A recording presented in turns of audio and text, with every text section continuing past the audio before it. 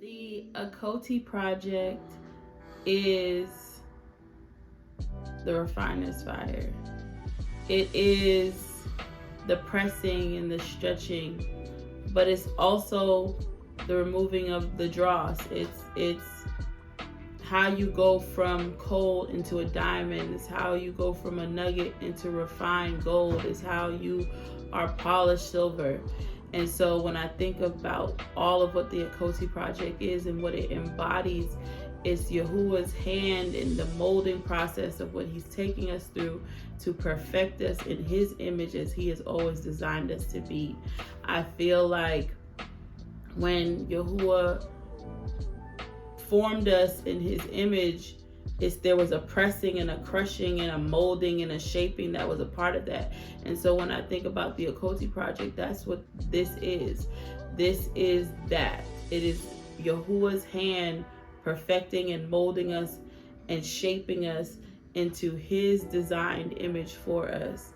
It's for us to become diamonds, gold, and silver. The creative aspect of Yahuwah that inspires me is that he is able to see into the abyss and all of what that may mean and what is happening and what's going on with that, where someone may dismiss it, but he's able to see it, to examine it, and to be able to speak, to send out a frequency and change everything that it hits.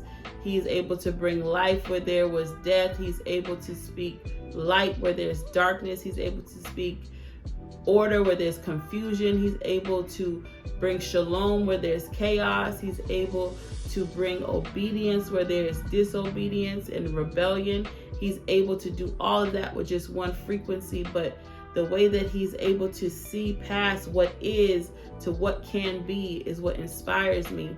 How he doesn't see the beginning from the beginning or see the middle where the middle is, but he can see the end from the beginning, and he's able to speak the exact word and frequency that is necessary and needed to break through all of whatever that may be and get to where he's supposed to get that thing to. And for me, that's what he did for me.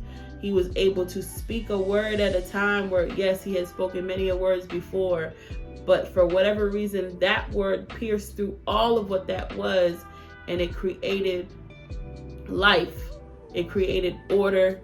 It created obedience. It created light. And so that is what inspires me about it. When it comes to the core belief that I had to change or develop to go forth as an artist, it was to have to get past the fact that I felt unworthy to do it. I had to get to the point of realizing that Yahuwah had chosen, that he had predetermined, that he had justified, that he had given the confidence, the endurance, the consistency, the diligence to do it, that he put my hands to do this work. He told me to minister to ghosts, and at the time I was afraid of them, but I've seen how he's used me in that way. He told me to minister to his children, and I understood that, but even where he's taken me in that, he's told me to use my voice. He's told me to do all these things, but it's overcoming what I thought in my mind that I was or who I was to be.